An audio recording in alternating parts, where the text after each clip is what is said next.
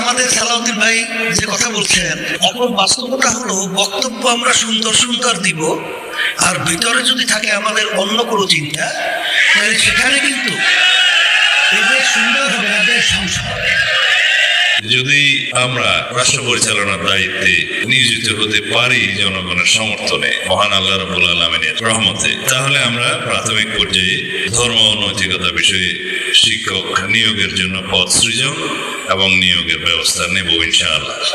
এখন আমাদের সালাউদ্দিন ভাই যে কথা বলছেন যে আপনাদের পক্ষেই তো কথা বললাম করব, আমরা যেটা লক্ষ্য করেছি যেটা করবেন, আসলে আমাদের প্রত্যাশা হলো এখনই করার পরিবেশ তৈরি করা। কর্ম শব্দটা আমাদের ভালো লাগে না, কারণ আমরা বিগত দিনে বহুত দেখেছি এই দেশের ভিতরে আজানের শব্দে বাচ্চাদের ঘুম ভেঙে যায়।